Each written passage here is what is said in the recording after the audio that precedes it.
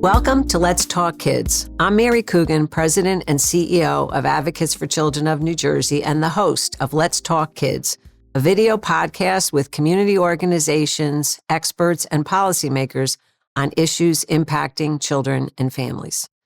Today, I'm joined by Andrea Martinez-Mejia, who is the Executive Director of the Greater Newark Healthcare Coalition. Welcome. Thank you so much, Mary, for the invitation. It's really a pleasure for me to be here and talk to the community about the work that the Greater Newark Healthcare Coalition is doing, trying to improve the health of our communities and in partnership with our organizations like Advocates for Children from New Jersey. That's great. Thank you, Andrea. So why don't we start there? What is the Greater Newark Healthcare Coalition? What's its mission? What are the goals of the coalition? Yes, so we are a coalition that started in 2008 as a result of two hospitals in the city of Newark announcing their closure. And the idea was to ensure that the services, the healthcare needs of the communities were not impacted as a result of these hospitals closing their doors. So since then, the coalition has evolved and doing different things. Right now, we are a coalition that we have four main pillars of work. One of them is the number one is we're a neutral convener. We bring community members, we bring partners in the area. And when we say Greater Newark, we primarily focus on Newark, East Orange, and Irvington. And we do a lot of work too with our state partners. We have a designation as a regional health hub that was through legislation in 2020. Us, the Trenton Health team in the city of Trenton, the Camden Coalition in Camden, and the Healthcare Coalition of Passaic County are the four regional health hubs in New Jersey. So we do some work with them as well. So our work gets elevated at the state level as well. So we convene partners, communities to find out what is happening on the health, what are the issues, what are the problems, and how can we address them, how can we tackle them. The other one is our data analytics component. We run and operate a health information exchange. So we get population health data. We also had some, individual health data that we take a look and to identify trends, to identify what is happening around our communities in terms of health, what is being reported to the exchange in terms of utilization of the hospitals, utilization of other services, Medicaid claims, et cetera. We utilize that. Our goal is to make that actionable data. So looking at the data and how can we address some of the needs that we're seeing that are racing to the top in terms of health. The third one is the development and the creation of innovative strategies around health and health intervention. So we do a lot of pilot programs, testing different things on how we can better address the needs of the community through the work of the coalition. And then the last one is our policy and advocacy. So as I mentioned, we partner with the other regional health hubs into looking at how can we improve the healthcare system in New Jersey. We work very closely with our Medicaid office at the state. So a lot of work is us talking to Medicaid beneficiaries on a day to day. How are they experiencing the Medicaid, the services, the benefits that they provide, and what are the things that we can do better? So all the work that we do focuses on those four pillars, and we're trying to bring them all together with a goal to improve the community, the health of the community that we serve. Those are some big goals. Indeed. So talk a little bit more about the data. So where is your data coming from? So we have different sources that feed our data. One of them is through, as I mentioned, we have an agreement with Medicaid. Medicaid also funds the work that we do. And we get access to the Medicaid claim data. So that's one source. We also participate into the Health Information Network. So that is a network that collects health data at the state level. It's run by the New Jersey Department of Health. So we also get that information, that data that is feed to the network also comes to our exchange, and we're able to look at that. And some of the hospitals also, feed that data into the exchange. So we got different sources that are feeding our health information exchange. We take a look at that. I said we can look at the individual level. we look at the population health level.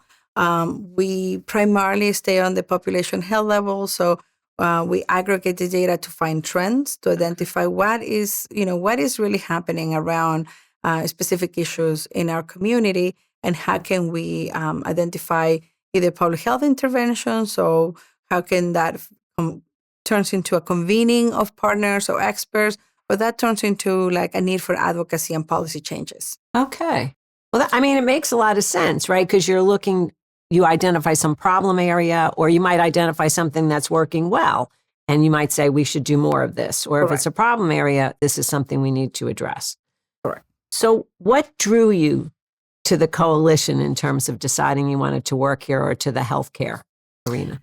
Sure. I have spent over 20 years working for the state government. I have been in different positions, in different departments in the governor's office. But I got my master's in public administration and concentration on healthcare policy and management. And that drove me to the New Jersey Department of Health, where I had spent the majority of my time at the state level and also at the local level. I used to work at the Trenton Health Department, where I saw the impact of policy, the work that we do in government. How can it actually impact the communities day to day? A lot of the work that we do in public health, we're able to see the results, and I think quicker than in other places. And then how we really can improve the lives of the community. To me, I think one of the most poignant experiences of that was the pandemic, and being at the Department of Health at that time. I was able to see how we were coming up with interventions, decisions around public health. How we keep, at the end of the day, every day was how we're going to keep people alive, and just seeing that we were coming up with different things for something that was novel. We didn't see it, but we were tracking it. We were seeing how things were changing day to day, and our efforts, the work that we were putting out there was really, getting to the people right away. That has something, and also health to me is if we don't have healthy communities, we're not going to have productive communities. If we don't have health, as I said, we don't have health, we don't have anything. So being able to contribute to keep communities healthy is really rewarding to me as a public servant. Well, that's wonderful. And it's good we have people like you who are willing to step up and try to take all this data and figure out how we can improve health outcomes for children as well as families. Correct. So let's talk a little bit about health outcomes and health needs of children, and what are some of the things that the data might be showing you at the coalition, and some of the work that you may be taking with other partners to try to improve health outcomes. So as you said, if you don't have health, you don't have anything. So clearly you would agree that health impacts children, right? Yes. And they need to be healthy in order to learn in school and eventually lead productive lives, right? Correct. Yeah.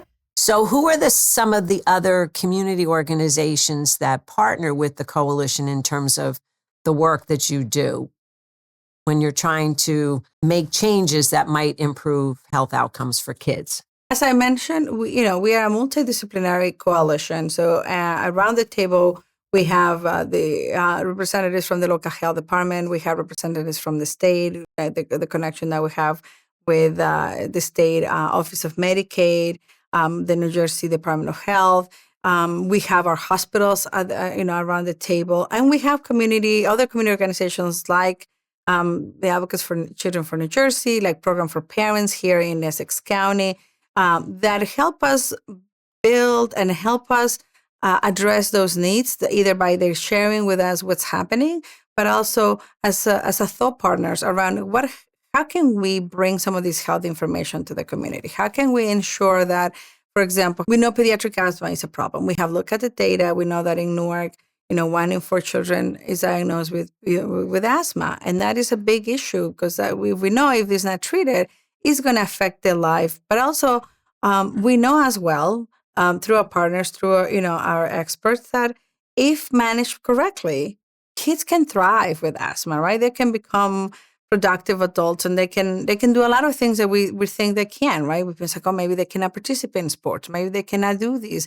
But that's not true. If well managed, treated properly, we know that they can live healthy, productive lives. And that's something that we have been working on. So when we identify issues like that, we start thinking, what can be our contribution to that? What can be our innovation around that subject? So a lot of the stuff where we encounter is communicating and educating the community. We know that we have access to different community groups. We know we have access. The community knows us because they have seen us in doing different projects and out there. And then we can bring that information in a way that is disseminated clearly, simply, where parents, caregivers can understand how can be a good, better advocates for the kids. Because when, as parents, families, caregivers, we are the first health advocates for our kids. So our goal is to empower our community, empower our families, parents, and caregivers to really advocate for the treatment and the management of the conditions for children. I said, in the case of asthma, I said we run a couple of community education sessions with the Rutgers School of Pharmacy. We have a steering committee that is putting together an annual asthma symposium that is going to be run at the end of May, because May is Asthma Awareness Month. And they're very committed to continue to bring real solutions and the continuous education of the parents and caregivers for asthma. So that's how we collaborate. It depends on different issues, but we're always connecting with community organizations and looking at families as a whole. So we know that maternal health is another big issue around it. And, we have to have healthy moms, healthy babies in order for them to be productive, healthy adults. So with the support of grants, we have been able to run different programs. We have some experts around mental health. We were able to launch a website that says Newark Mom, where you have resources that we put in information for moms on how to access some of the maternal health benefits that have been expanded in New Jersey. We're very lucky to be in a state that has taken that very seriously and has been a leader in terms of maternal health and improving the outcomes for moms and babies. So we want to make sure that a lot of stuff that's happening at the state level or resources that become available, we want to make sure the community knows it. And through us, we see we can be a vehicle of bringing all those information, all those benefits, things that are happening new, make sure that our community knows and takes advantage of it.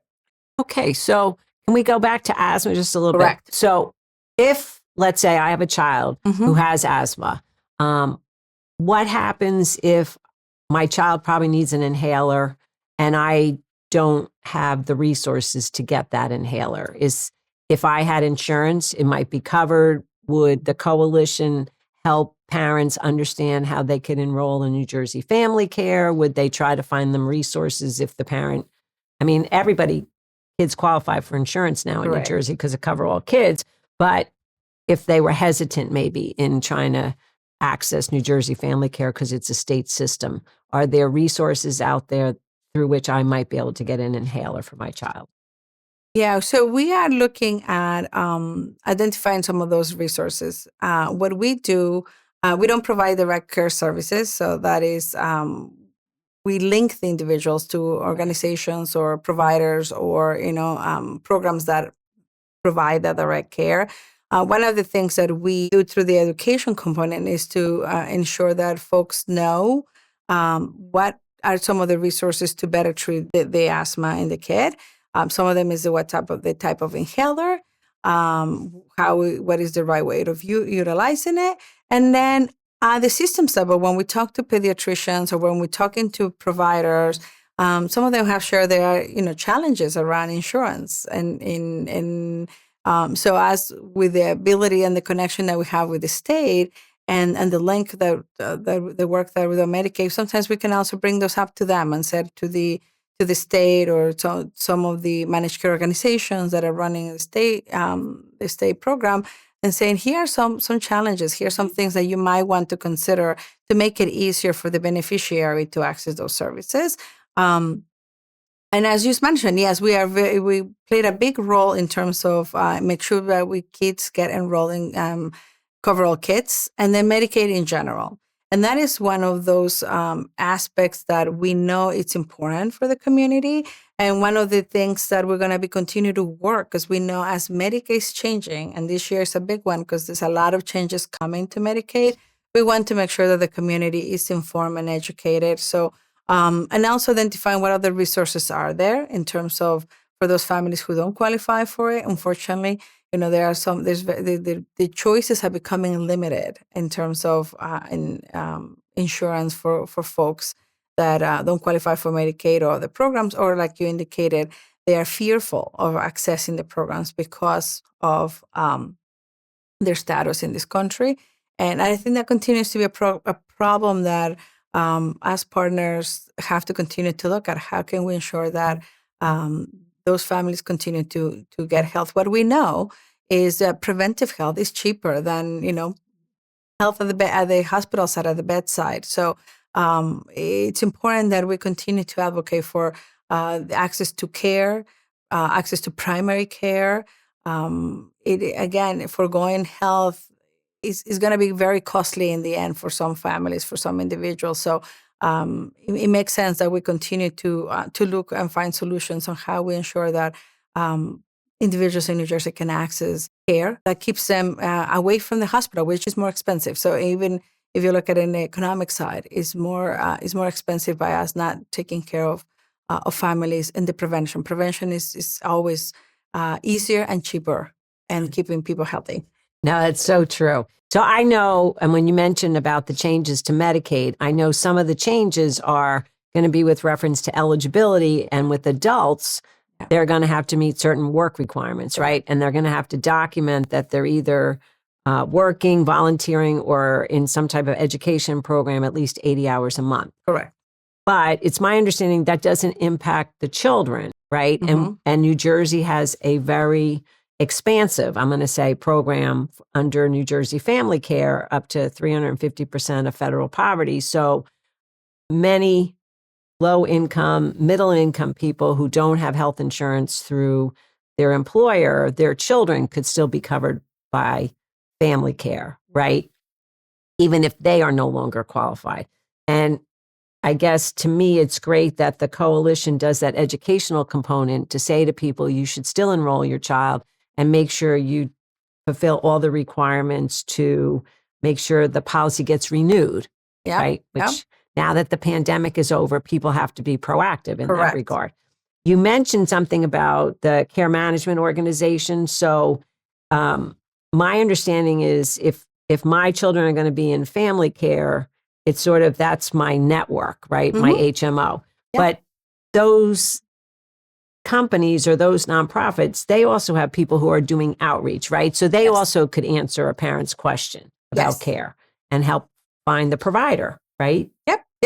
So does the coalition work with some of those care management organizations, or would they be at your event? Would somebody be at your event at the end of May talking about, you mentioned like the proper use of the inhaler, but also answering questions about enrollment issues or?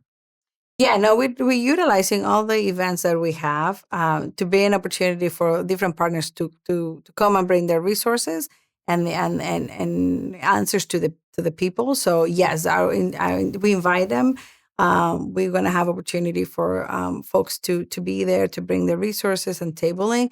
And when similar to what we did when you mentioned, the recertification, the redetermination that we call it after the pandemic ended, is we partner with those. And then we've had opportunities where we bring the education, but we also either link them to how to connect them to get their application renewed, or there was an issue with their application, who to contact. Mm-hmm. We have those contact information, those conduits to do that. And then when we were doing re-enrollment events, we tried to bring all of them to the table. We're hoping to continue to do that once we have more information around the new changes that are coming. There's still pending more information from the federal government. How is that all going to be implemented and some regulations? But what is important to us is make sure that keep the majority of the folks that qualify for Medicaid, even with the changes. And we know that some folks, unfortunately, are going to be not eligible anymore. But those that qualify, make sure that they understand their rights, make sure they understand what the criteria they have to fulfill, make sure that if they need help with that work requirements, volunteering, that is clear. Make sure for those folks who are exempt, because you mentioned that's correct. There's going to be a percentage of the population, including children and some adults, that are going to be exempt from those requirements. Make sure that they understand what those are and make sure that we keep them eligible for that as well. So it's going to be a big undertaking that we're going to be in partnership with the state and in partnership with the managed care organizations. We are going to be working together. And I said, we already working on other projects with them, and they're very receptive and bringing the information to the people. It's our main goal. So yes, we'll connect with them, and as much as we can, make sure that we bring some of the majority of resources under one roof. So when people come to our events, our goal is they can get as much as information as possible. And then when there's opportunities for other organizations to be with us, we always open our doors for that as well. Okay. So before I forget, I'm thinking a lot of your events are listed on your website. How would somebody find your website? Yep. So our website is www.greater, spell it out, Greater Newark HCC.org. All one word, lower cap. And if this event at the end of May, any other event you're having would all be on the website? Yes, we have the website, and you can find us on our social media platform as well. We are trying to keep that updated. Make sure that all the events are listed. Okay. So now I'm going to switch to a different health issue. So what about childhood lead poisoning? Is that something that the coalition has been working in or trying to address? Because that, even though my sense is it's improved, there are still children who are negatively impacted by lead. Lead, yes, continues to be an issue in New Jersey. We're doing great in terms of changing some of the outdated infrastructure that contributes to some lead. Like we talk about lead in the water, and I know Newark has done a big investment in replacing all the pipes to bring that. But it's important that we, as parents, especially, we understand what is lead and what are the resources available to them to ensure that the kids don't, they get tested, they get screened for lead. And if they have a high, lead elevated levels in their system, that they get treated, because they are resources available, and that can help. That can make a difference in a child's life. So one of the things that we know, and there's a lot of also regulations around there. So one of them is that kids have to be tested twice in their lifetime for lead. The first testing comes at 12 months old, so at a year old. When you go to the visit, the doctor should be doing, or there should be a prescription for like testing for lead, and it's a blood test. It's it's detected in the blood. And what we find in New Jersey is that parents, and that we have a very high number of compliance with that role, right? We have a good number of kids getting tested at that year old, but we see a drop is at the 2nd year mark. So there should be, as I mentioned, there should be twice tested. Once at the 1 year old, the other one should be at 2 years old. And what we find is when it gets to the 2 year old, that's when we see a drop in testing. So as parents, let's just always remember that we should be testing our children twice. One when they're 1 year old, and a second test when they're 2 years old. If the child comes back with a elevated blood level, the local health department gets involved, and they will reach out to the family. The pediatrician connects. That information has to go to the state. There's a state registry. And then the local health department brings a team with them to the house. They want to identify the source of the lead. So they have some environmental health specialists that are, with the city. They work with them. They come and test. They bring a little machine, and it's a UV machine, and they're trying to identify the source of the lead in the house. And also, there comes a nurse, a public health nurse is a case manager, where she will ask questions about the family. Again, the idea is to identify where the sources of lead is coming from, but then also linking them to resources. What is the process, what they have to do, and then how we can make sure that those levels of lead in the blood for the child gets lowered. It's important that parents understand that. It's important that the resources are available, so that we are not afraid when people say, "Oh, your child has lead," and is it not what I do? And it's very serious. We should not take that lightly, right? We know that unfortunately the lifelong effects of lead, it's in the cognition of the children. It's not good. So understanding that we have the local health department involvement, they're coming to help to provide resources to help you identify where those sources are. And the other one too is in education about where the sources of lead. So because it was public and it was, it had a lot of publicity, water. But we also know that it comes in paint, and then a lot of that paint now in New Jersey at least has been removed. But it's paint chip, but it's also things that we're not thinking of. And especially if you're immigrant family, you're coming from other countries, products that are produced and manufactured outside the United States might not have the same restrictions around lead as we have here in the United States. So it might be makeup. It could be candies from other places, right? Like especially again, coming from an immigrant family, when we see that is connection to our roots. So you see in the store candy or some food that might be down from your country, you want to introduce that to your kids. It's a way for us to continue to keep our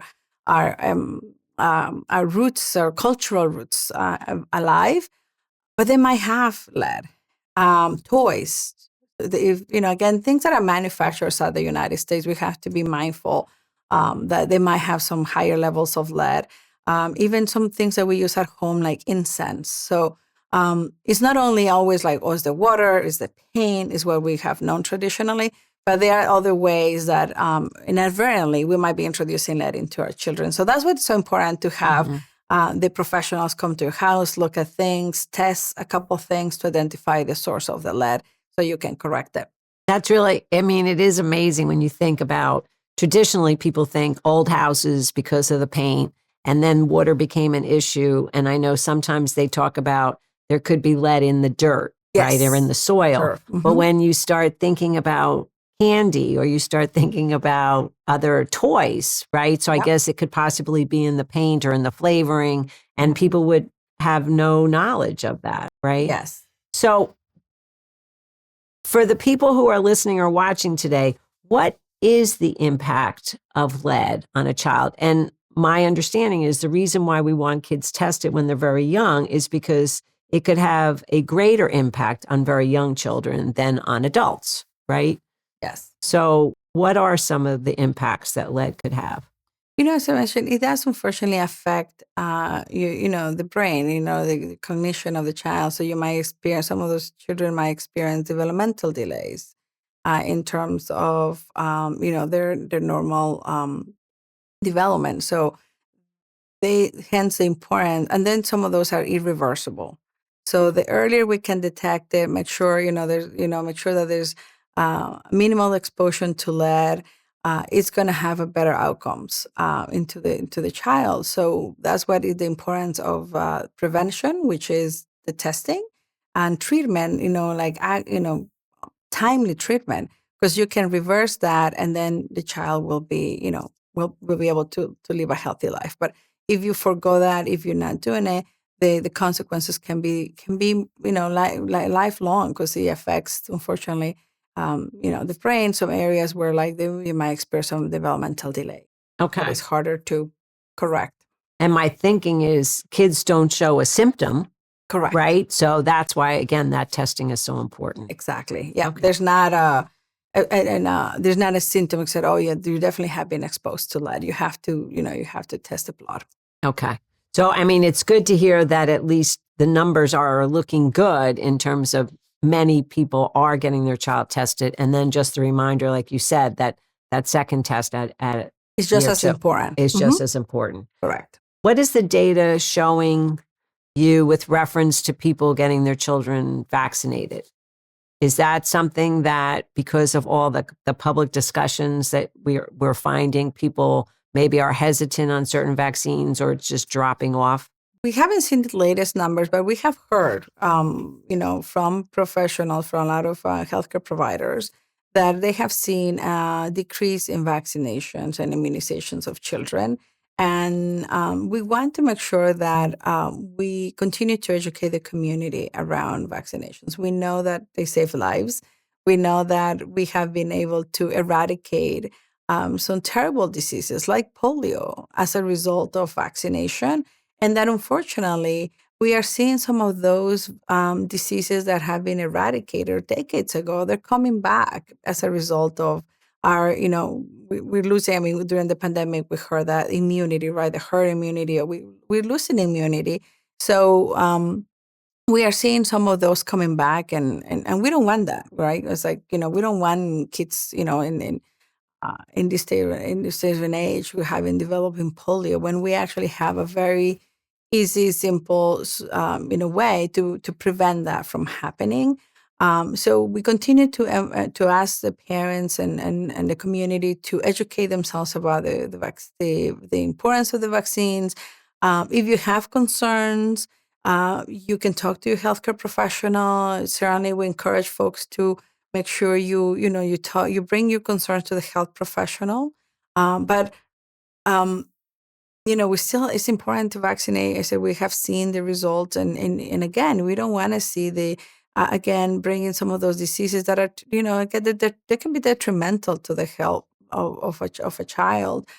So we know there's a lot of information and misinformation, unfortunately, in going around these days. But your pediatrician, your healthcare professional, you should trust them, right? You should find a provider that you find them that you're going to have bring those questions, and they're going to have the best interest of your child, of your family, and ask those questions to them. To look for the experts, look for the information that is being verified.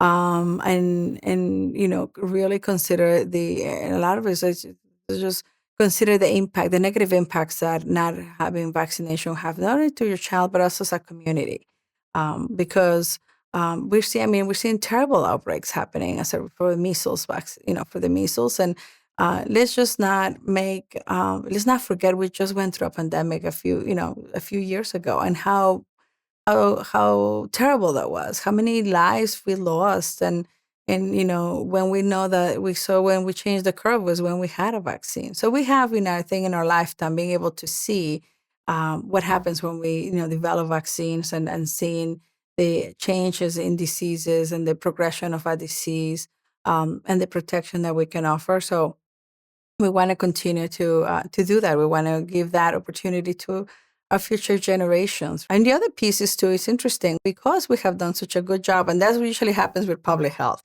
When they do a good job, you don't see it. So for many years, we did not. Polio, measles were something very, like, you hear from you feel like, oh, that happened at third world countries, or that happens far away from our door. You forget that might be a little bit harder to be diagnosed these days because we haven't seen them in so many years. So doctors might take a little longer to identify what is, what is that disease. So we have to continue to educate our community. We have to continue to ensure that immunizations are still, and again, is not expensive way to keep people healthy. Mm-hmm.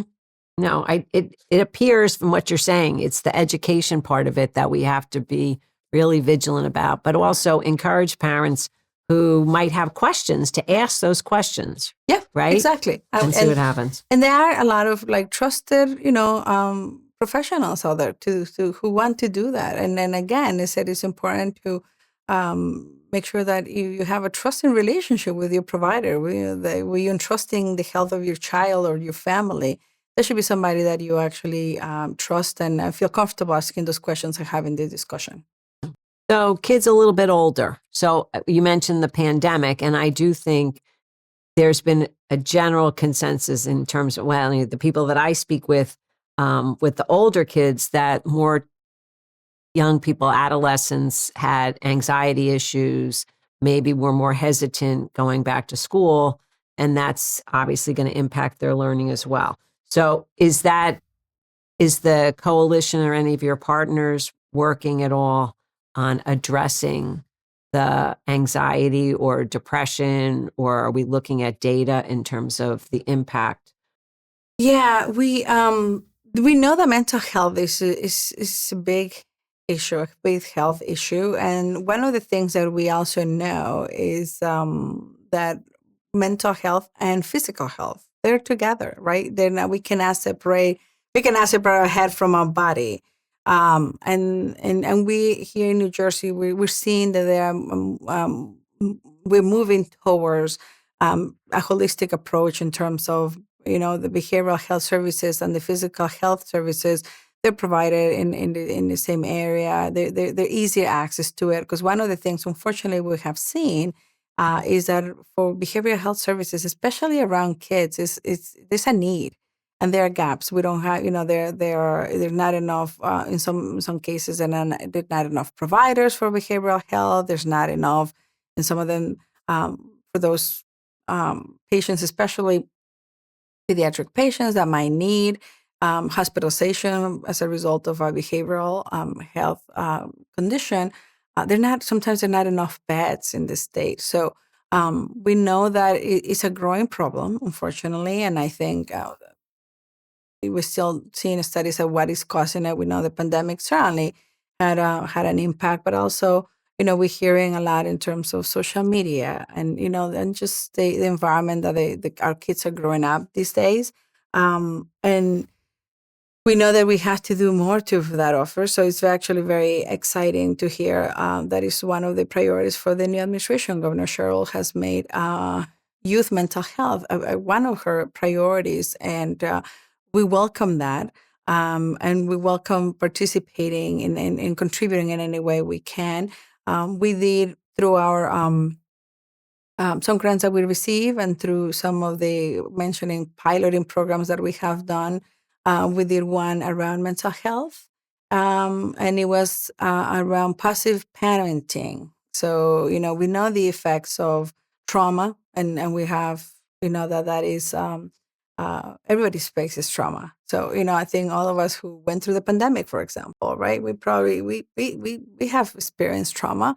And it affects folks differently. And if you're exposed to trauma on a regular basis, constantly, that's gonna just, it's gonna exacerbate, your mental health. We can pass it on sometimes to how we experience trauma and how we become parents. So one of the programs we had, and it just finished, was ensuring that giving resources to parents what is positive parenting, how we cannot bring our trauma to our children, but finding ways when we acknowledge our trauma, spaces where we know and we process some of that, but also finding ways on how we can be, how can we parent properly to our kids, right? In a positive way, in a way that we empowering them. But we know that it's a big need. More needs to be done. And then, that is some of the advocacy and policy, right? We need to ensure that there's more resources and more conversations. And then also we work together to continue to eliminate the stigma around mental health. Because we know that still is a stigma, it's still behavioral health services, mental health, right? We don't want to admit it because we feel that is negative connotation around it. But we have to ensure that we treat it as a condition of us having diabetes or hypertension. We don't feel shame to say, well, I'm diabetic, right? Or I'm have high blood pressure. But we're not going to be saying, I have mental health, issue, mental health problems. But we have to also work on the stigma and in different ways, and in terms of bringing that up. So we're very excited to hear that Governor Sherrill is going to make mental health, and it's particularly young children, that's going to make one of their priorities. And we stand at the ready to participate and collaborate in any way that we can. So it's really interesting. I came up like listening to you. I thought of like 15 more things I want to ask you or talk about. So going back to the positive parenting, to me, it's implicit in there that just because you become a parent doesn't necessarily mean you know how to parent, right? Right. And so that's a skill that people can work on or improve, right? And so that program, I guess, when you say positive parenting, teaching parents how to engage with their kids, right, in a better way. So I'm wondering with the mental health issues, it's not, to me, it's not all about going to therapy either, right? Yeah. So are there things that you're aware of that maybe students can be taught to better self-regulate their emotions? Or is there some of things that we could be teaching kids as a prevention that they start to deal with their anxiety, or maybe address the triggers that are causing the anxiety? Those things came to mind. I don't know if you have any thoughts on those things, but I started thinking, are the social media, right? That maybe, and I think part of what Governor Murphy tried to do is figure out ways to pull kids away from the social media, because that's also causing a problem, right? There is a lot, I think, and we're hearing that we hear the influence of social media, in especially in children. And one of the things we have to remember, and the work that I did at the local health department in Trenton with tobacco use. We were one of the policies we were trying to change was raise the age of tobacco sales to 21 instead of 18. And one of the things that was very stayed with me was the fact that the brain is developing until age 25. So when we look at a child, we always have to kind of continue to look at that brain. The little brain is growing and developing, and you're not fully develop your brain until you are 25. So anything that we exposed to, anything that we put into the child's brain, to that is shifting, is helping, it's going to help them or influence them in certain way, positive or negative. And I think those things like social media and how to control and how to be exposed to it, it's shaping them negatively or positively. And I think for a lot of us parents, where we have to be mindful is what are we exposing our children to, right? We don't want them to be smoking, so we talk to them about the dangers of smoking and why, we don't. We have to do the same thing with social media. And it's hard, to police them. But like we as parents, we have a lot of, because we are there with them, how they access a phone. I mean, they don't go by themselves, right? They don't get the phone themselves. So we want to be, us as parents, we want to educate ourselves what is the right way, what is the right use of social media, and how control that, and add those into the teaching and the discipline that we put also into our kids, right? We know that it's not right for the kids to be all night on the phone. We know that it affects them, and we even seen folks are saying, even on athletes, like the use of the phone, it makes you tired. So you might want to not expose them to, if you have an athlete and you go into a game, you might not want to expose them to the phone to like up to that point, right? You might want to give them a break, a rest. So that there is the right use of it, of the social media, parents being more aware of the negative impact of that, staying on top of what's happening, and part of the positive parenting is not, it's how you engage or how you have these conversations. It gets harder and harder as the kids are older and older. But we have to still be involved in that, and really identifying what is, but also modeling behavior. If we are on the phone, we can tell, and that has, been taught for everything. It's modeling behavior. So if I'm going to tell my kid not to be on the phone, but I'm on the phone constantly, yeah, we're not modeling behavior. So the other things that we can do is how we model behavior. How do we, for a lot of these things, is just modeling what behavior can be for the children. I mean, it's hard. Other things that I bring, bringing some of those easy tips in terms that we could do, I think, more for children is bringing them the importance of, I think some of this, like, even mindfulness, right? You said you just mentioned anxiety. Some of this, like breathing exercises, for example. It's just very easy, very simple, that can help calm down your nervous system, and then bringing some of those alternative practices to it, to give kids different tools. We have to make sure that we give them different tools in their toolbox so they know how to handle it. No, that mindfulness, and I always forget that term. So thank you for reminding me. But I do think it's important because if you start to teach that, what I was referred to as like self-regulation type behavior, Yeah. then maybe kids won't get into fights with their classmates as often, right? Or Yep. they can start to adjust, and it reduces things that typically would have been escalated, right? Correct. And then everybody's getting in trouble. So if parents want to know that or understand those things, how do how do they find those things out? Are there community classes, or is there work being done in the schools to teach students those types of mindfulness techniques? Yeah, no, it'd be great to see it a little more. I don't think it's, we have seen it as open or like being included in the curriculum as we wanted to.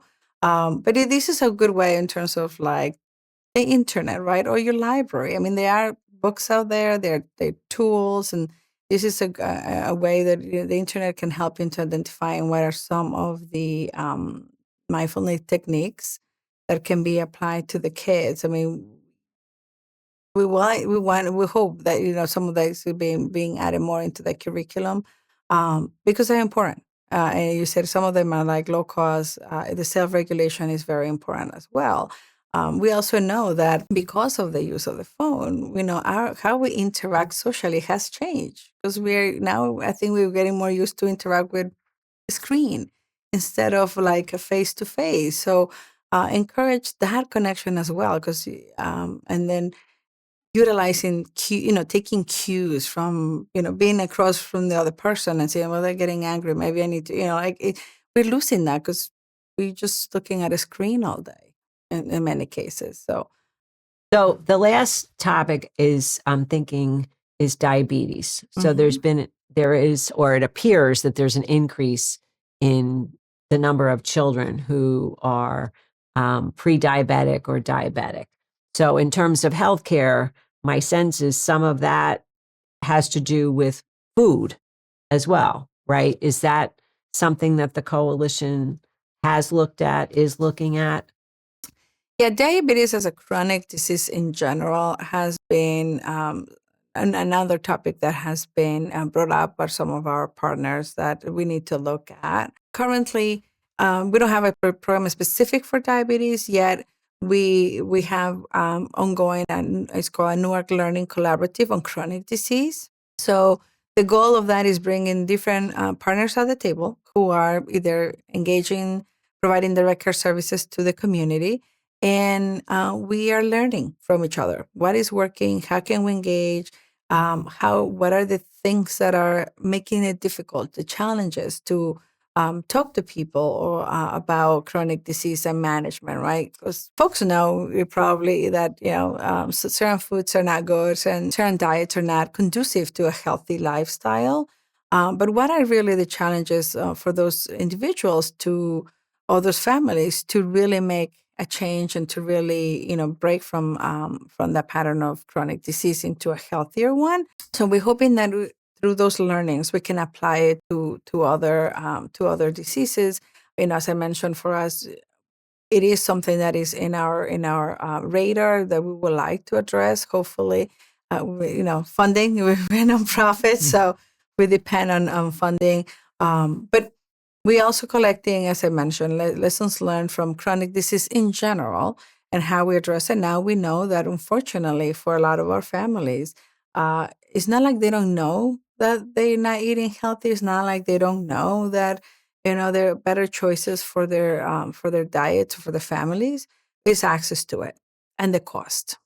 So that is something that food insecurity is a real problem, and it's a real problem in a lot of our neighborhoods in Newark and the surrounding areas where there's not a lot of access or easy access to supermarkets, to fresh fruits and vegetables, but also is the cost, right? Mhm. Is um, when you look at and when you go into the supermarket, you can see that getting fresh fruits is more expensive than if you go and you get something else, those high fructose, high sugary drinks, right? So a bag of oranges might be more expensive than Sunny Delight. And when we have families who are really have tight budgets, the choices, for them, the choices are limiting. It's just either I give them something or nothing, right? So we have to continue to work on that and how we address food insecurity, and it's not only, and also it's not only bringing food to them at a supermarket, but it's the cost. Mm-hmm. Because you can have a supermarket, but if I have to pay $5 for a bag of oranges and Sunny Delight is 99 cents on sale, and I have to feed my family and I have to make all ends meet, I think I'm going to choose, right? And again, I think some of them is also we're going back into modeling, right? Our kids are going to eat what we are going to eat. We engage with them and say, hey, let's go to the park and play for an hour so they can do physical exercise. They're going to do it.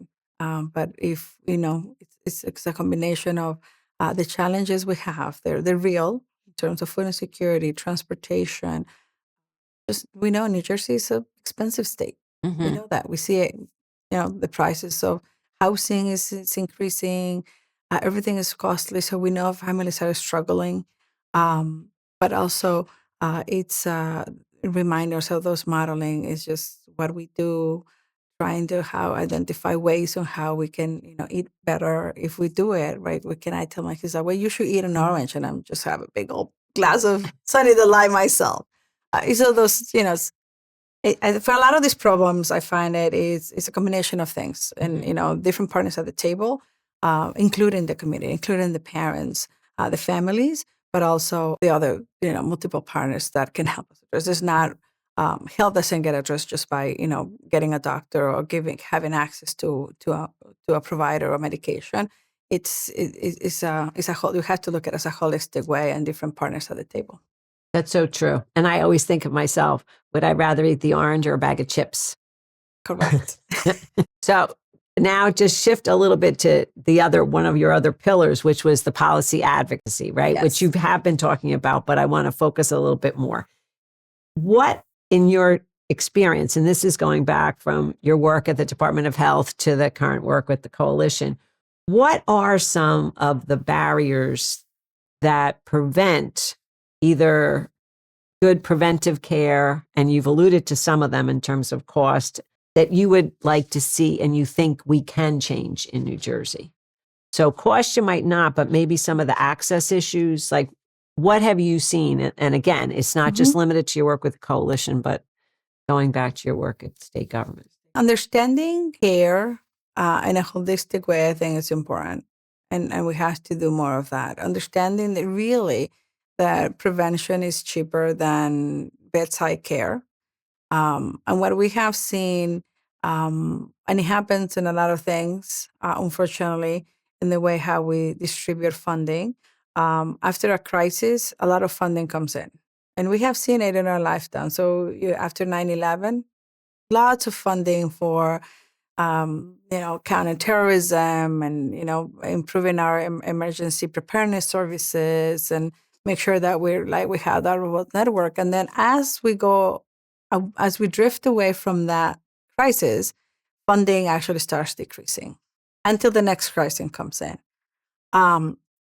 So, I think in my lifetime, in starting my career, so it was 9/11, it was 9/11. Then Sandy hit 2012.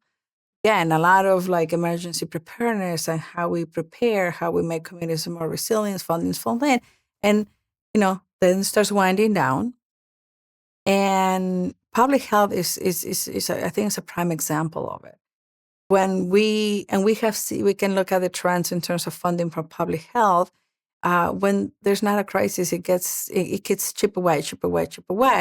So we're not investing into an infrastructure that it needs to be ready when a crisis comes in, but it requires it to continue to be funded. And I think that's one of the number one issues that I would like to see is that we continue to fund public health, even when there's not a crisis. That is the best way to really strengthen, because a lot of them, and some of our local health departments are also points of access to care. So folks who can, I will tell you, for personal experience, when I, first came to this country, I had to get validated my vaccines, and we had to get a checkup to go to school. I went to the local health department. I didn't know a clinic, a doctor, and my family didn't know. So we went to the local health department. So for many families, your local health department might be the first contact, the first entry into the healthcare system here. So we have to make sure that continues to be funded. The other thing too, I will say, is continue to look and um, identifying more options for folks to get care. It is expensive, even with the marketplace. We have to continue to find ways and how can everyone in New Jersey, can access some type of care, some type of preventive, ongoing care that is going to keep them healthy. And that continues to be it's like a barrier. But I hope that we can actually all come together and identify a real solution for that, because I think we probably is going to be more cost effective than what we have now, which is nothing, and really having a lot of families and children foregoing health and then end up in the emergency room when the situation is more serious. And that should not happen in a country that we spend significant amount of money on healthcare. And there might be other better solutions. I think now still, in terms of challenges, is identifying what true access to care for everybody looks like. And then the last one I will say is how we make it easier for folks to access care. I know that we have the healthcare system is complicated, and and there are some like low hanging fruit solutions to it. Like we mentioned, like what truly requires prior authorization versus not requiring prior authorization for insurers. And then it's like that you can learn from listening from the community. I think we have to also listen more to what those who are experiencing healthcare every day, and how we can make common sense solutions for their problems. And this is, I told you, this is the beauty of being on, or the beauty of I had the opportunity to be on both sides. I say both sides of the street. I tell people that when you're in Trenton, we don't sit there trying to how we might make people's lives more difficult or how we make them miserable. But when you spend a long time on that side of the street, you don't know how all good intentions. You don't know how that's going to be implemented. And when you're on the other side of the street and you get to see how some of these good policies that you think are good policies that were thought out because you want to improve their lives, they're kind of hard to implement. So that is the other component I would say is really making sure that we constantly thinking on how what is working well, like you said, and what is not, because we have a lot of rules and regulations, and that's when people talk about a lot of red tape.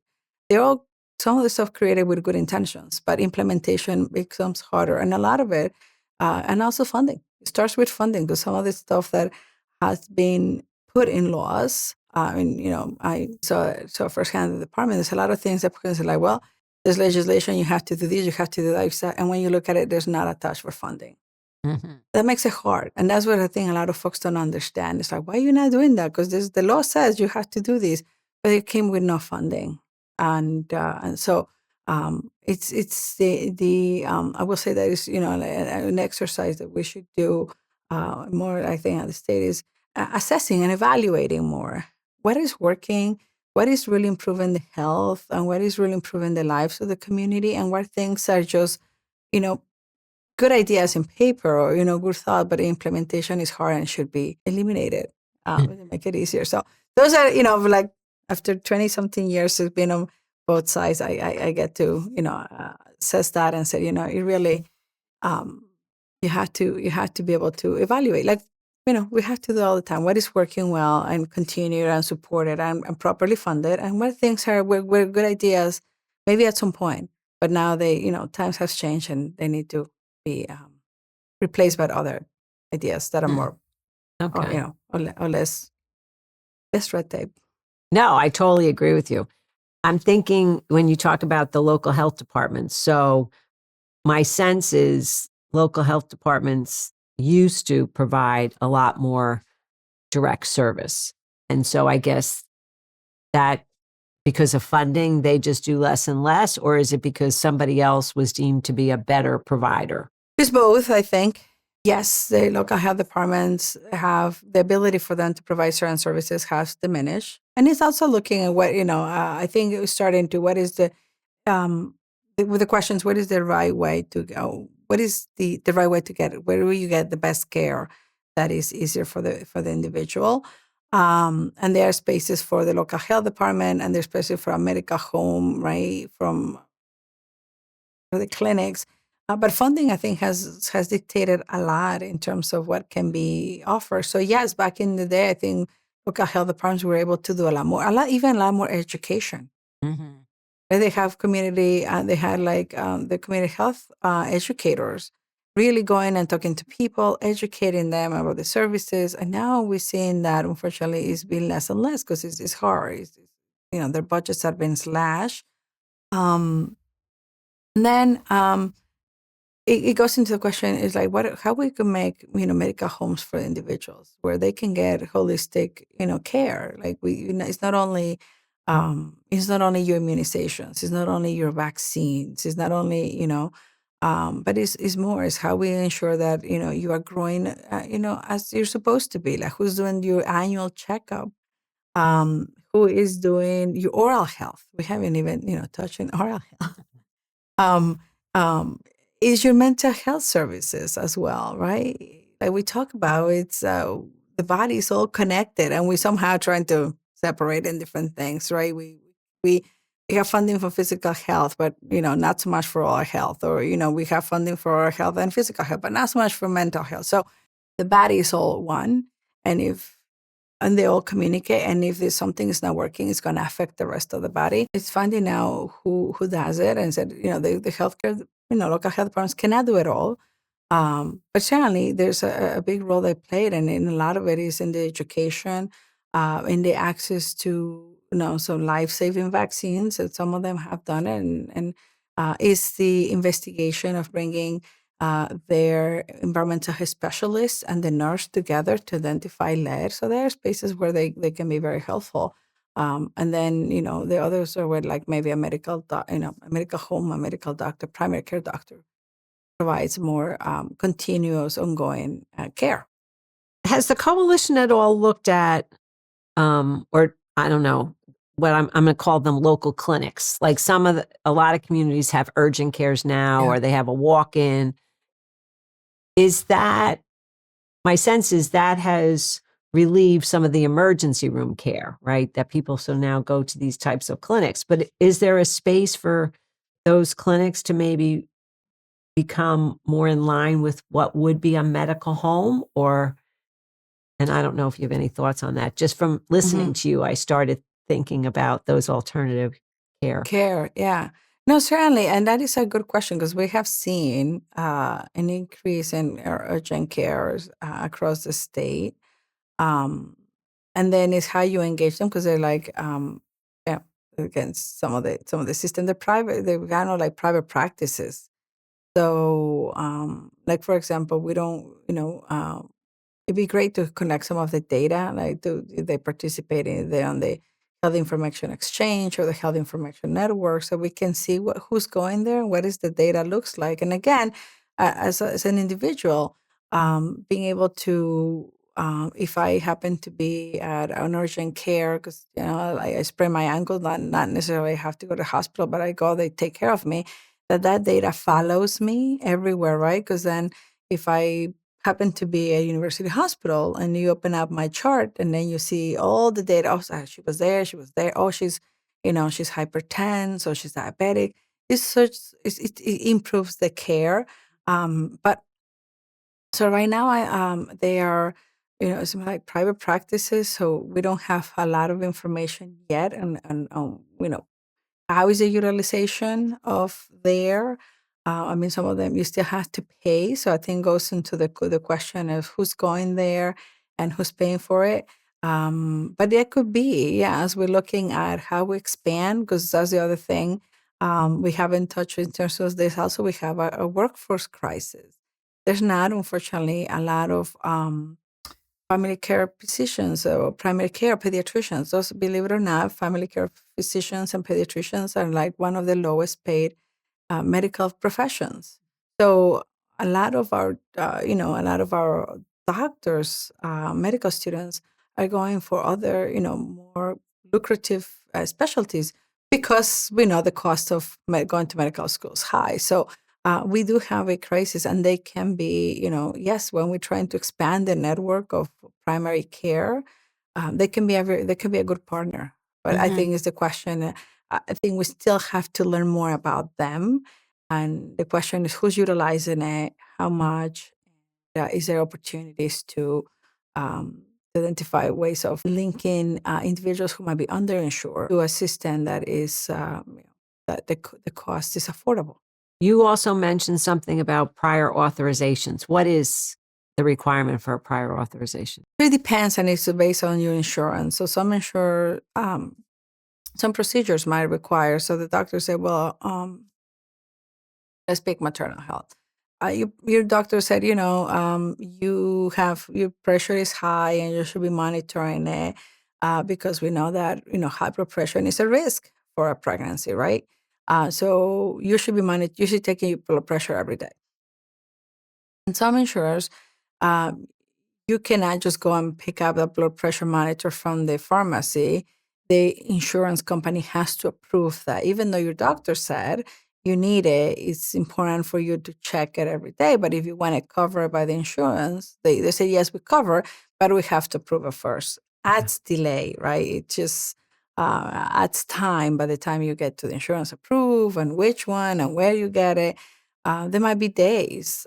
So things like that, some procedures that probably you need prior authorization, but it's kind of looking what actually requires that kind of extra eyes in a way from the insurer to approve it versus what are some things that should just be, okay, if the doctor recommends it, it's important, and given in the condition or the history of the risk, that the person can access it. Same thing for, so it's medications, it's treatment, it's procedures that the insurance, before the insurance agrees to pay for it, they have to review the case and they have to make a decision. Okay.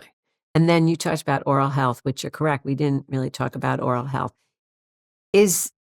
Are dentists just really separate from the rest of the medical community? Or is it that we as a society just separate out oral health care and going to the dentist from all the other stuff we do in terms of healthcare? Because it does seem like it's very separate. I think I think that's the case. Now we hear more from oral health professionals in terms of their importance for them to be included in the health, because as I mentioned, they might be, by just looking at your oral health, your mouth, there might be some signs of other diseases. And then, like, for example, we know that for diabetic person, make sure that your oral health is well cared for. Is going to improve. You're going to have some interaction with your physical health, right? So we are seeing more dentists, especially, talking about how they should be included as part. And again, it's like the whole idea of the whole body, right? We cannot separate our mouth. So as part of preventing some prevention medicine that can happen there, some recommendations, it just makes you healthy, right? If something, so for kids, if you have tooth decay, that's gonna turn into sort of a more expensive, care of their oral health later on, right?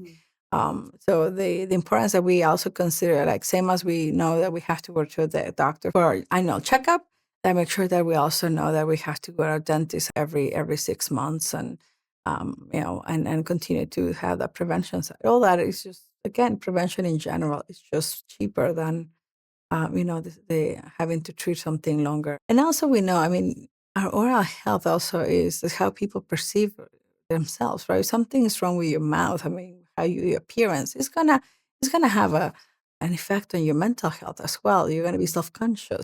Or you might be in pain. Oh, you might be in pain. Hey. Yeah. It's Yeah, it's fascinating to say, like, when we have to look at our health, we have to look at how the body functions. It's all connected. We can't separate. It'd be great. Sometimes, right? It's like, oh, my tooth hurts, I'm going to separate that. But we can't. We're all connected, and we should make sure that how we're treating the health is connected. Mm-hmm. One last question. I Sure. do appreciate all this time. What do you want to see changed in the next 10 years? There's a lot of things. There's a lot of things, but I think if we figured out a way to provide care, access to care, in a way that is affordable and open to everybody, because health is a human right. And as I said at the beginning, without health, you can live a productive society. Without health, we can we don't have anything.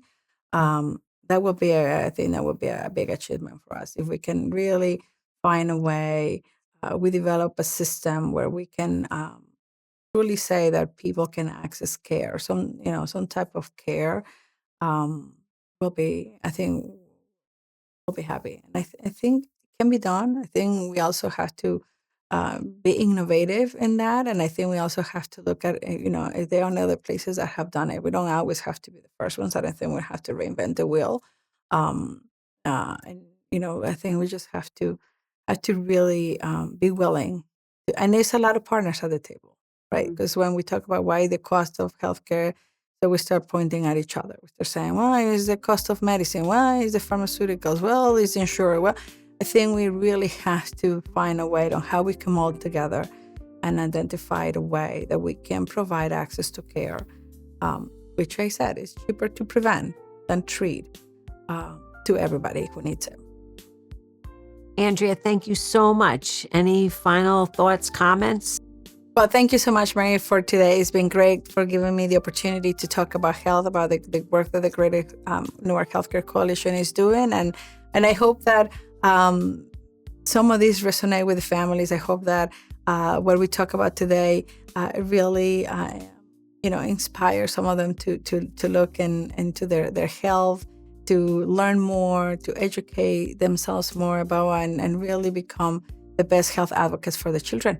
Oh, that's wonderful. You've inspired me, and I hope we can continue to collaborate, and we definitely should share more about all of your data and also the work you're doing and your community outreach work.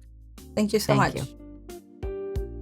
Thank you so much for watching. Visit the description to find out more information about today's conversation. Be sure to leave a like, subscribe, and hit the bell if you enjoyed the video and want to be updated when our newest interviews are released.